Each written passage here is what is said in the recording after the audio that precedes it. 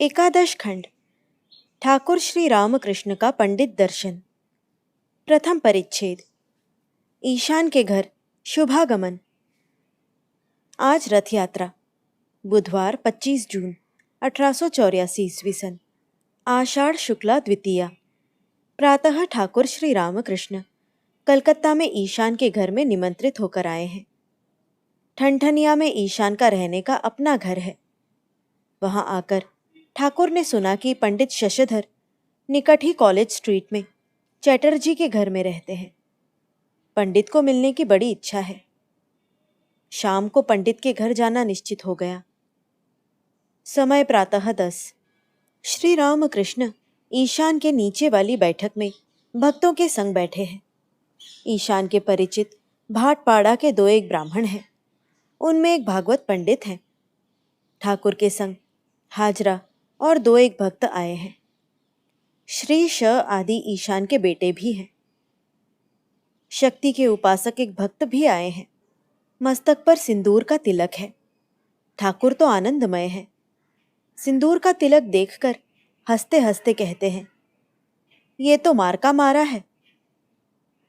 कुछ क्षण पश्चात नरेंद्र और मास्टर अपने कलकत्ता के घर से आए। वे ठाकुर को प्रणाम करके उनके निकट बैठ गए। ठाकुर ने मास्टर से कहा था, मैं अमुक दिन ईशान के घर जा रहा हूं, तुम भी आना और नरेंद्र को साथ लेते आना।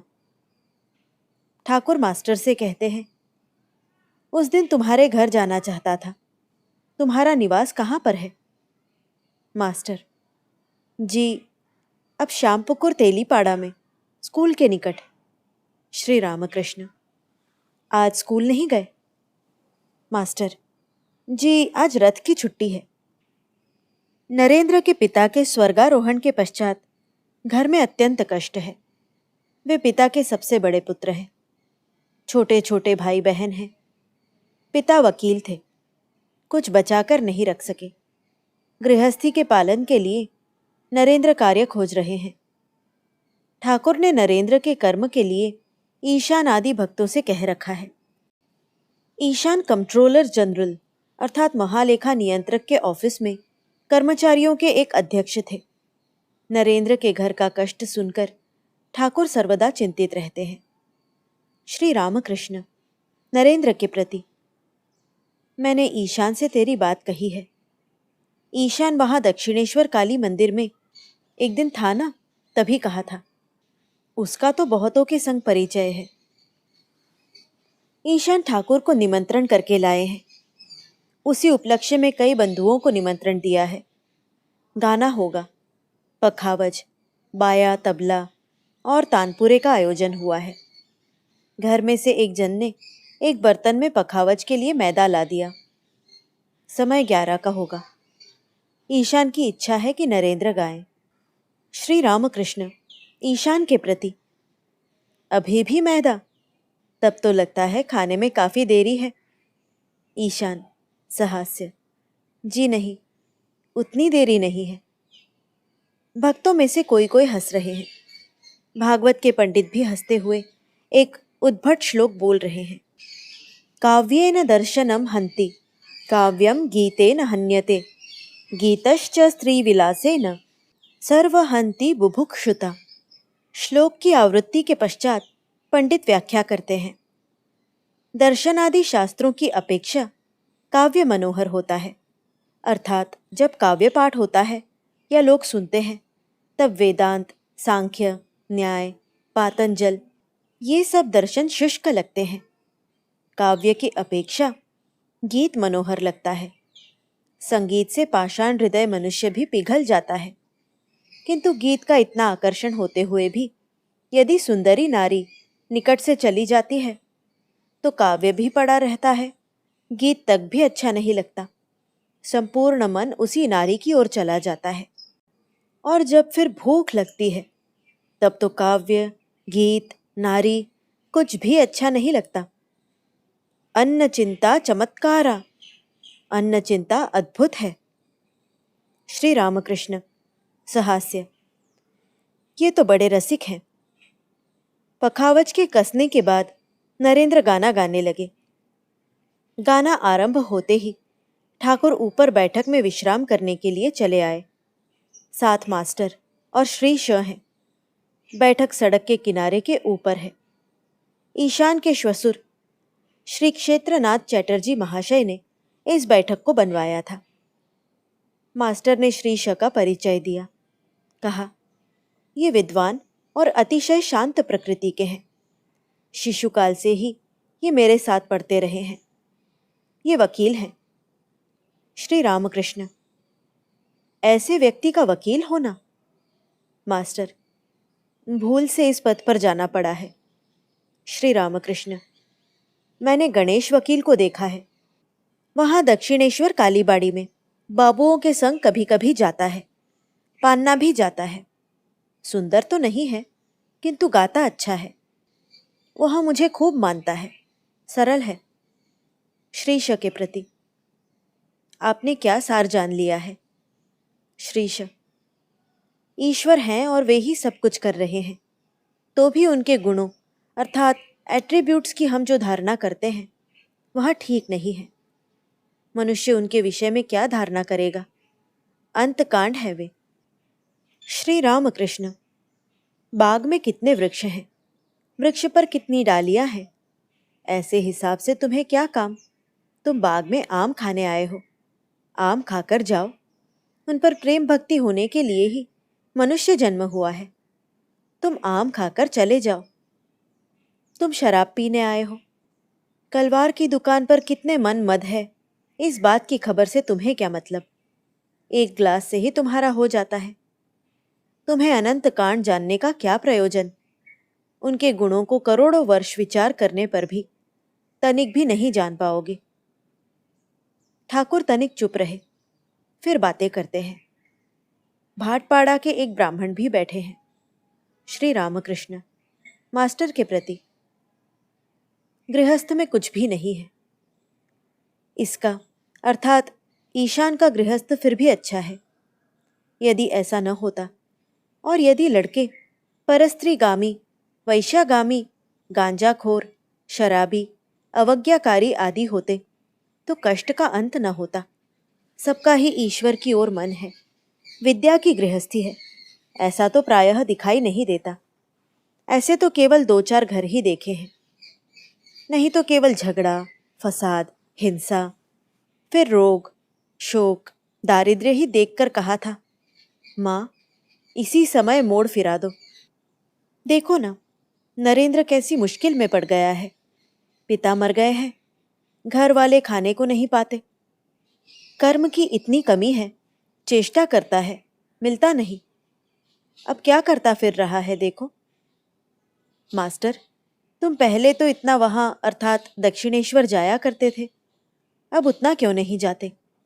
लगता है स्त्री के साथ अधिक भाव हो गया है। फिर दोष भी क्या, चारों ओर ही कामिनी कांचन है। तभी तो कहता हूँ, माँ यदि कभी भी शरीर धारण करना पड़े, जैसे भी हो, गृहस्थी न बनाना। भाटपाड़ा का ब्राह्मण, जी गृहस्थ धर्म की तो प्रशंसा लिखी है। श्री रामकृष्ण, हाँ, किंतु बड़ा कठिन है। ठाकुर ने अन्य विषय चला दिया। श्री रामकृष्ण, मास्टर के प्रति, क्या मैंने भूल की है? वे गा रहे हैं, नरेंद्र गा रहा है और हम सब भाग आए। द्वितीय परिच्छेद, कली में भक्ति योग, कर्मयोग नहीं। प्रायः 4 बजे के समय ठाकुर गाड़ी पर चढ़े। अति कोमलांग है, अति सावधानी से उनकी देह की रक्षा होती है, तभी पैदल जाने से कष्ट होता है। गाड़ी बिना प्रायः थोड़ी दूर भी नहीं जा सकते। गाड़ी में चढ़कर भाव समाधि में मग्न हो गए। तब टप टप करके वर्षा हो रही थी। वर्षा काल, आकाश में मेघ, सड़क पर कीचड़। भक्तगण गाड़ी के पीछे पैदल चल रहे हैं। उन्होंने देखा रथ यात्रा के उपलक्ष्य में लड़के ताड़ पत्तों के भूपू बजा रहे हैं। गाड़ी घर के सामने खड़ी हो गई। दरवाजे पर गृहस्वामी और उनके संबंधियों ने स्वागत किया। ऊपर जाने की सीढ़ी, फिर बैठक खाना। ऊपर चढ़ते ही श्री रामकृष्ण ने देखा कि शशधर उनका स्वागत करने के लिए आ रहे हैं। पंडित को देखकर लगा कि वे यौवन पार करके प्रौढ़ावस्था में है। रंग उज्जवल, गौर कहा जा सकता है, गले में रुद्राक्ष की माला। उन्होंने ठाकुर को अति विनीत भाव से भक्ति भरा प्रणाम किया। तत्पश्चात साथ ले जाकर बिठाया। भक्तों ने पीछे पीछे जाकर आसन ग्रहण किए। सभी उत्सुक हैं कि उनके निकट बैठे और उनके श्रीमुख से निकले कथामृत का पान करें। नरेंद्र, राखाल, राम, मास्टर और अन्य बहुत से भक्तगण उपस्थित हैं। हाजरा भी श्री रामकृष्ण के संग दक्षिणेश्वर की कालीबाड़ी से आए हुए हैं। ठाकुर पंडित को देखते देखते भावाविष्ट हो गए। कुछ क्षण पश्चात उसी अवस्था में हंसते हंसते पंडित की ओर देखकर कहते हैं, वाह वाह। फिर कहते हैं, अच्छा, तुम किस प्रकार लेक्चर देते हो? शशधर, महाशय, मैं शास्त्र की वाणी समझाने की चेष्टा करता हूं। श्री रामकृष्ण, कलयुग के लिए है नारदीय भक्ति। शास्त्र में जो समस्त कर्म करने की बातें हैं उनका समय ही कहाँ। आजकल ज्वर में दशमूल का काढ़ा नहीं चलता। दशमूल पाचन देते देते रोगी की तो बस हो जाती है। आजकल फीवर मिक्सचर है। कर्म करने के लिए कहो तो नेजा मुड़ा अर्थात अंत आदि हटाकर कहना। मैं लोगों से कहता हूँ, तुम लोगों को आपो धन्यन्या अर्थात संध्या आसन आदि और इतना कुछ नहीं करना पड़ेगा। तुम्हारा गायत्री जपने से ही होगा। कर्म की बात यदि कहनी ही है तो ईशान जैसे दो एक जन से ही कह सकते हो। 1000 लेक्चर दो, विषय लोगों का कुछ भी नहीं कर सकोगे। पत्थर की दीवार में क्या कील गाड़ी जा सकती है? कील ही फिर मुड़ जाएगी, किंतु दीवार का कुछ नहीं होगा। तलवार के वार से मगरमच्छ का क्या होगा? साधु का कमंडल अर्थात तुम्बा 4 धाम कराता है, किंतु जैसा कड़वा होता है वैसा ही कड़वा रहता है। तुम्हारे लेक्चर से विषय लोगों का विशेष कुछ नहीं होगा। फिर भी तुम्हें धीरे धीरे पता लग जाएगा।